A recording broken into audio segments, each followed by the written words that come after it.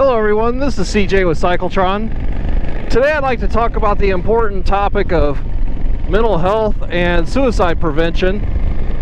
Not the usual fare here on this channel, but I thought it'd be something I could raise awareness about. A few months ago, someone left a comment on one of my Harley videos about how I was bashing Harley all the time, and why don't I do something more constructive for the motorcycling community? And I thought that was kind of off base, but at the same time I thought, well, if I do have something to say at the appropriate time, I will. And I've just been reading a lot about the current mental health crisis in the Western world, and in the United States included, obviously. And, you know, motorcycling's been shown to improve a person's ability to deal with mental health challenges, particularly as it pertains to anxiety and depression. And we've certainly had a lot of things happen in the past year that can cause both anxiety and depression. You know, they say depression comes from thinking about the past too much, and anxiety comes from thinking about the future too much. So it's been hard to avoid doing that in the last several months in particular. So, you know, it's not a situation where somebody could just tough it out or suck it up and get better on their own. I mean, if someone had a broken arm or a leg, you wouldn't expect them to set the bone themselves. So why would you expect them to deal with mental health challenges on their own? So again, I'm talking mostly about anxiety and depression, which are often precursor conditions to make someone at high risk for suicide. So if you're in danger or in that situation to dealing with these kind of challenges, seek out help.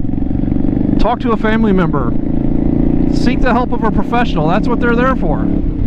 Often it takes more than one professional. You might have to see a therapist for counseling on how to manage your emotions. And you might have to see a psychiatrist to get on proper medication. Or you might have underlying drug and alcohol problems that are contributing to your disorder. And, you know, you might not have to do this forever. It might be a short-term situation. It might be a lifetime treatment. But the point is, get help. If you had any type of other chronic medical problem, most people wouldn't have an issue getting help. So I don't know what it is with the dichotomy of so-called physical and mental conditions. They're not disconnected.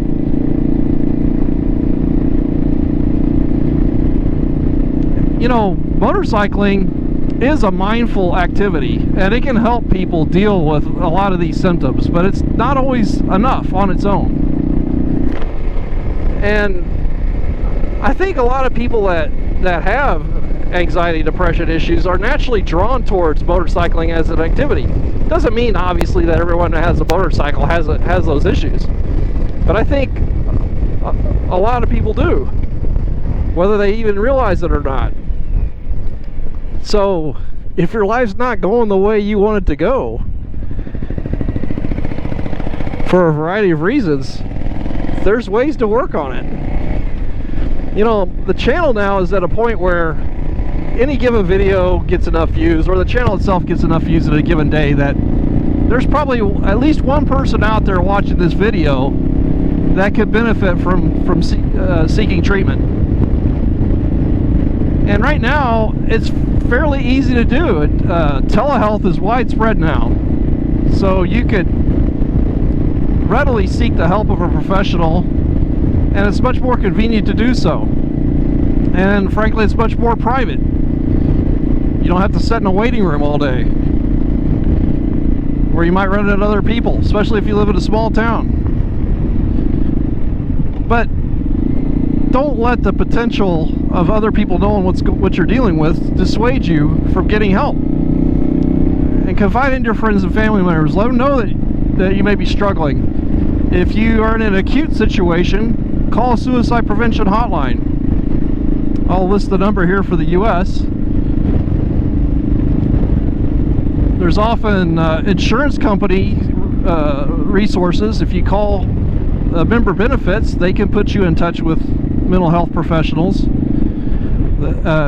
There's also typically city and county resources as well. The point is, get help. And if you're one of these people that have issues sort of off and on, and you're in the midst of a good spell right now, but know that there might be a downward trend in the future, get help now. You know, the old expression is, it's best to fix the roof when the sun is shining, not when it's raining.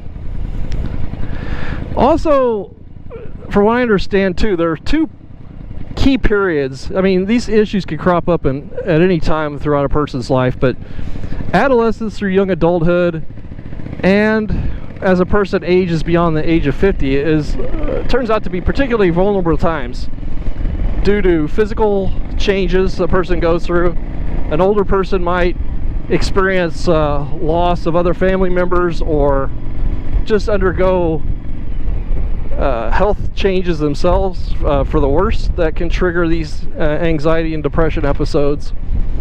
So you want to have a stable program of treatment before things progress to where it's more difficult to deal with later on. But no matter what point you're at, they can always be dealt with.